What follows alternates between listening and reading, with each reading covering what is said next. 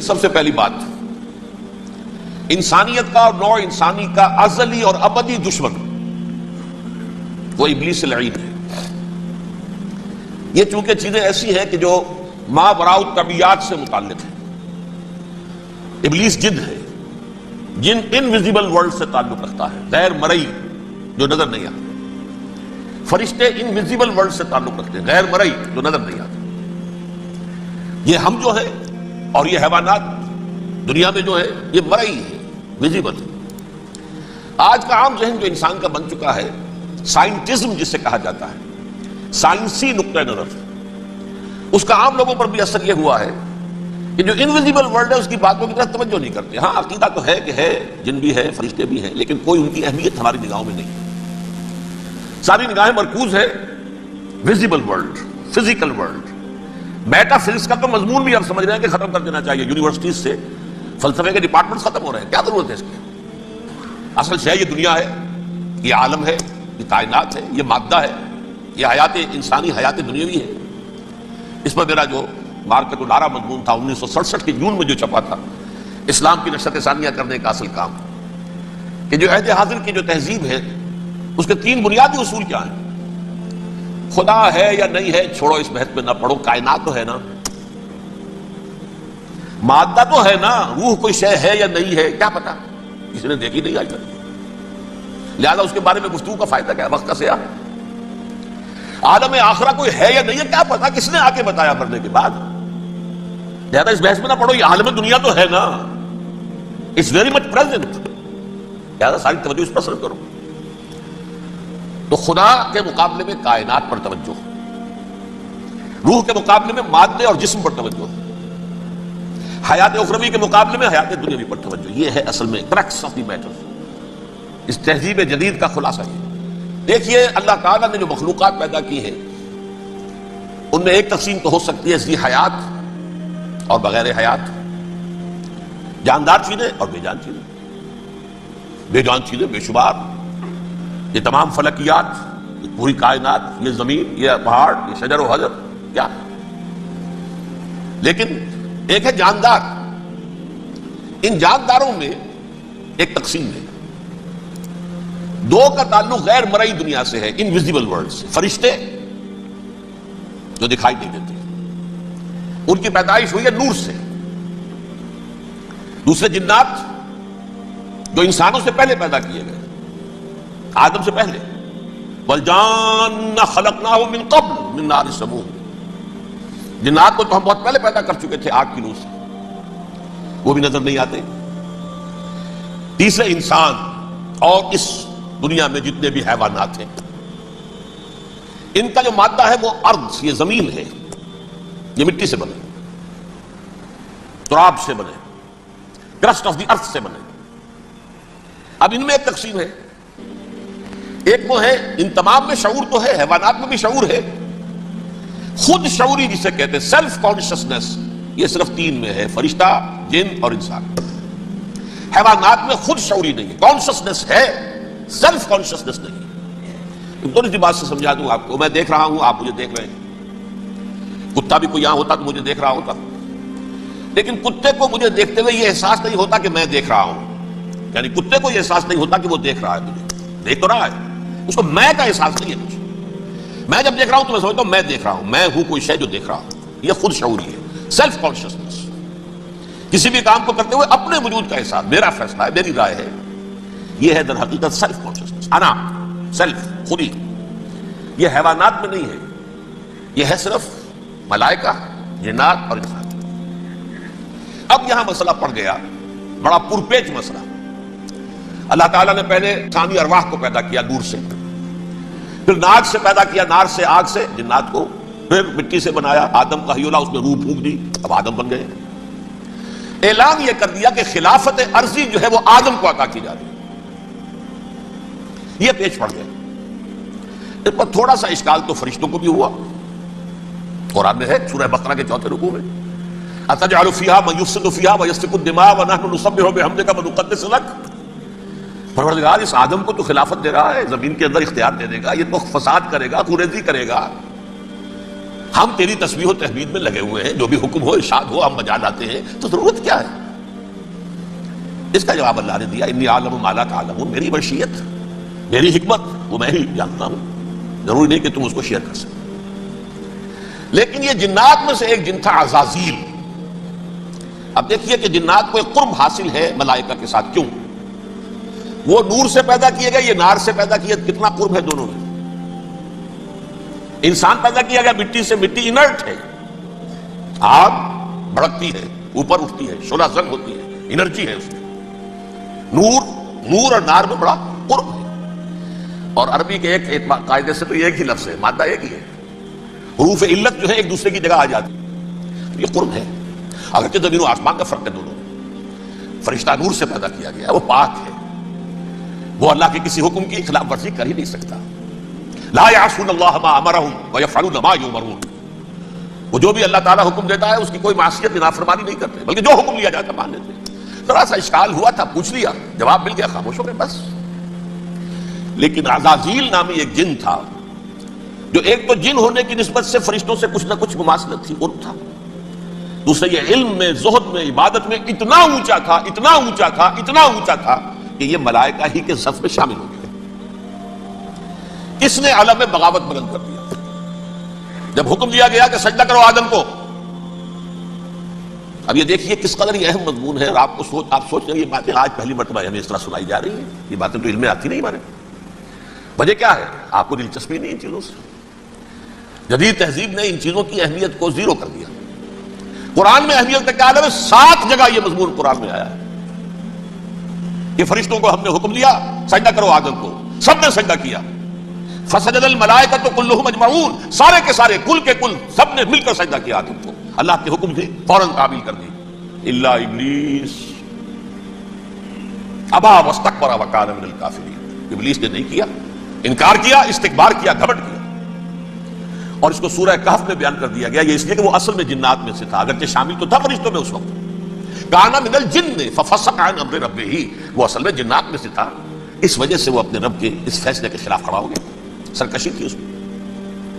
یہ معاملہ اتنا اہم ہے، اب آپ سمجھیے کہ 7 مرتبہ سورہ بقرہ، سورہ اعراف، سورہ حجر، سورہ بنی اسرائیل، سورہ کہف، سورہ طٰہٰ، سورہ صاد، 6 مکی صورتوں میں ذکر ہے یہ، اور ایک مدنی صورت سورہ بقرہ۔ ان میں سے اکثر مقامات پر پھر جب اللہ نے کہا کہ اچھا تم نے یہ سرکشی کی ہے اور ہمارے حکم کی خلاف ورزی کی ہے تو یہاں سے نکل جاؤ، دفع ہو جاؤ، تم مردود ہو، مردود ملعون، ان علیک لعنتی الی یوم الدین، اب تجھ پر لعنت رہے گی میری قیامت کے دن۔ اس نے کہا اچھا پروردگار پھر مجھے ذرا مہلت دے دے، رب فانظرنی الی یوم یبعثون، قیامت تک میری زندگی طویل کر دے۔ فذهب فإنك من المنظرین، کہہ دیا اچھا جاؤ، تمہاری یہ درخواست بھی ہم نے قبول کی۔ انہوں نے کہا پروردگار اب میں اس آدم کو بھی گمراہ کر کے چھوڑوں گا اور آدم کی نسل کو تباہ کر کے چھوڑوں گا۔ انتہائی شدید چیلنج کے انداز میں یہ قرآن مجید میں 4-5 مرتبہ مضمون آیا ہے۔ میں نے صرف 2 جگہ سے آپ کو اس وقت کوٹ کر کے سنایا تھا۔ سورہ اعراف میں اللہ تعالیٰ فرماتے ہیں قالا، اس پر ابلیس نے کہا فبما اغویتنی، تو اے رب جو تو نے مجھے گمراہ کیا ہے، مجھے ذلیل کر دیا، مجھ پر فوقیت دے دی، اس کو انا خیر منہ، میں اس سے بہتر ہوں، خلقتنی من نار وخلقتہ من طین، بنایا تو نے مجھے آگ سے اور اس کو بنایا مٹی سے، پھر مجھ سے مطالبہ کہ میں سجدہ کروں، اور میں نے سجدہ نہیں کیا تو تو نے مجھے ملعون قرار دے دیا۔ قال فبما اغویتنی لاقعدن لهم صراطک المستقیم، اب میں یہ نسل آدم کے لیے، اس کو برباد کرنے کے لیے تیری سیدھی راہ کے اوپر گھات میں بیٹھوں گا، سیدھے راستے پر چلنے نہیں دوں گا۔ ثم لآتینہم من بین ایدیہم، پھر میں ان پر حملہ آور ہوں گا، ان کے سامنے سے بھی، ومن خلفہم، ان کے پیچھے سے بھی، وعن ایمانہم، ان کے داہنی جانب سے بھی، وعن شمائلہم، ان کے بائیں جانب سے بھی، ولا تجد اکثرہم شاکرین، اور تو دیکھے گا کہ ان کی اکثریت تیری شکر گزار بندوں پر مشتمل نہیں ہوگی۔ یہ چیلنج تھا۔ اور ایک چھوٹا سا چیلنج جو سورہ صاد میں آیا ہے، اور یہاں تو اس نے اللہ کے جلال کی قسم کھا کر کہا قال فبعزتک لأغوینہم اجمعین، اے رب تیری عزت، تیرے جلال کی قسم ہے میں ان سب کو گمراہ کر کے چھوڑوں گا، الا عبادک منہم المخلصین، سوائے ان میں سے وہ کچھ لوگ جنہیں تو خالص اپنا بندہ بنا لے، جنہیں تو اپنا بندہ بنا لے، مخلص، مخلص نہیں، مخلص، یہ مفعول ہے، فاعل نہیں ہے، جسے تو بنا لے. بعض لوگوں کو اللہ چن لیتا ہے، ہو اجتبا کو تمہیں چن لیا ہے. استفاء اجتبا، وہ بچیں گے جن کو تو اپنی خاص امان میں لے لے گا، باقی میں سب کو گمراہ کر کے چھوڑوں. یہ ہے اصل دنیا میں نوع انسانی کا ابدی دشمن، ازلی سے ابدی تک. اور اس میں نوٹ کیجئے کہ اس کی اصل بنیاد کیا ہوئی؟ دو لفظ، تکبر اور حسد. استکبرا، تکبر کیا، انا خیر منہ، میں اس سے بہتر ہوں. یہ ساری بس کی گانٹھ یہی ہے، سب سے بڑی گمراہی کی وجہ یہی ہے. اس لیے کہا ہے حدیث میں لن يدخل الجنہ من کان فی قلبہ مثقال حبۃ من کبر. جنت میں ہرگز وہ شخص کبھی بھی داخل نہیں ہو سکے گا جس کے دل میں رائے کے دانے کے برابر بھی کبر ہے. تکبر سب سے بڑا جرم.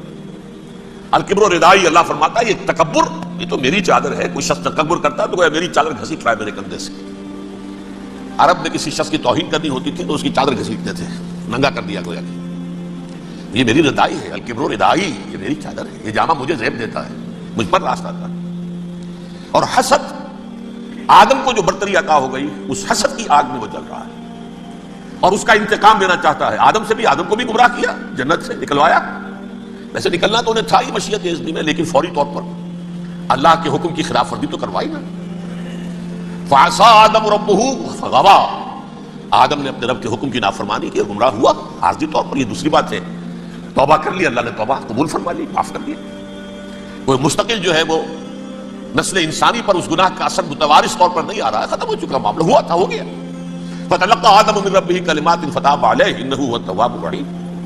اور توبہ کی شان یہ ہے جب وہ قبول ہو جائے اللہ کی جناب میں، کیا تائب من الذنب کمن لا ذنب له، گناہ سے توبہ کرنے والا ایسے ہوتا ہے جیسے اس نے کبھی گناہ کیا ہی نہیں تھا. لیکن بارہ وہ گمراہ کرنے میں کامیاب ہو گیا، حضرت آدم اور حوا کو بھی. اور نوع انسانی کی عظیم اکثریت، عظیم اکثریت، عظیم اکثریت اس کے داؤ میں آئی ہوئی ہے. نہیں کتنے ہیں وہ عباد اللہ المخلصین، الا عبادک منہم المخلصین، کتنے ہیں جو واقعتاً خالصتاً اللہ کے بندے بن گئے، جنہیں اللہ نے اپنا بنا لیا، اپنا قرار دے دیا. اب اس کے ساتھ نوٹ کیجئے، اس ابلیس کے ساتھ ایک فوج بھی ہے جسے قرآن مجید میں کہا گیا ہے یہ اس کی پارٹی ہے، حزب الشیطان. یہ اکیلا نہیں ہے.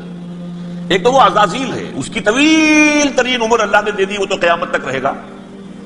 باقی بھی جنات جو ہیں ان کی نسل میں سے، یا اس کی نوع میں سے، اس کی نسل میں سے، جنات کی عمریں انسانوں کی عمروں سے زیادہ ہیں، بہت زیادہ ہیں. لیکن پھر بھی اتنی نہیں ہے. یہ خاص ہے اس کا معاملہ کہ اس نے کہا تھا رب انظرنی الی یوم یبعثون، مجھے دے دے مہلت اس وقت تک تاکہ میں ثابت کر کے دکھا دوں کہ جسے تو نے یہ خلافت دیا یہ اس کا اہل نہیں ہے. Let me prove this point ولا تجد اکثرهم شاکرین، تو ان کی اکثریت کو شکر گزار نہیں پائے گا. وہ ابلیس جو ہے وہ ریکروٹ کرتا ہے اپنے فوجی، اول تو خود جنات میں سے جو اس کے نمبر 1 لشکری ہے. قرآن مجید میں اس کا اشارہ دیا گیا ہے انہو یراکم ہوا وقبیلہ من حیث لا ترونہم. دیکھو لوگو، اے انسانوں، وہ ابلیس لعین عزازیل اور جو اس کے قبیلے کے لوگ ہیں، جنات ہیں، وہ تمہیں وہاں سے دیکھتے ہیں اور تاکتے ہیں اور حملہ کرتے ہیں جہاں سے تم انہیں نہیں دیکھتے. وہ غیر مرئی ہیں، انویزیبل ہے، تمہیں نظر نہیں آتے. ویزیبل دشمن کا وار تو روک لو گے، انویزیبل کا کیسے روکو گے؟ انہو یراکم ہوا وقبیلہ، اکیلا ہی نہیں ہے وہ تو تمہیں تاکتا ہے، تم پر حملہ کرتا ہے، گھات میں لگ کر جو ہے تمہارے اوپر حملہ کرتا ہے، وہ بھی اور اس کے ساتھ اس کے قبیلے کے لوگ جنات بھی، من حیث لا ترونہم، جہاں سے کہ تم انہیں نہیں دیکھتے. لیکن اس کے علاوہ وہ انسانوں میں سے بھی ریکروٹ، رنگ روٹ، وہ بٹوا وہ جو ہے ان کو اپنے پاس رکھتا ہے فوج کے اندر. جس کی سب سے بڑی مثال کیا ہے؟ سورہ مجادلہ میں اللہ تعالیٰ نے منافق، حالانکہ وہ کون تھے؟ بظاہر حضور کا کلمہ پڑھنے والے، حضور کے پیچھے نماز پڑھنے والے، اسلام کا دعویٰ کرنے والے، ان کو اللہ فرماتا ہے اولئک حزب الشیطان الا ان حزب الشیطان هم الخاسرون، یہ شیطان کی پارٹی کے لوگ ہیں. وہاں مقابلے میں آیا ہے اولئک حزب اللہ الا ان حزب اللہ هم المفلحون. یہ دو پارٹیاں ہیں، حزب اللہ اللہ کی پارٹی جو اس کے مخلص بندے ہیں، وہ اللہ کی پارٹی ہے، اور جو شیطان کے مرید بن گئے اس کے ہاتھ پر بیعت کر لی، لہذا وہ اس شیطان کی پارٹی کے لوگ ہیں، چاہے وہ انسان ہو چاہے جن ہو. تو انسانوں میں سے بھی اس کے حزب میں، اس کی پارٹی میں اس کے ایجنٹ ہیں اور بہت، بلکہ بہت سے تو ایسے ہیں کہ جو جنات کے بھی کان کتر دیں، ان کو بھی شیطنت سکھا دیں، پڑھا دیں۔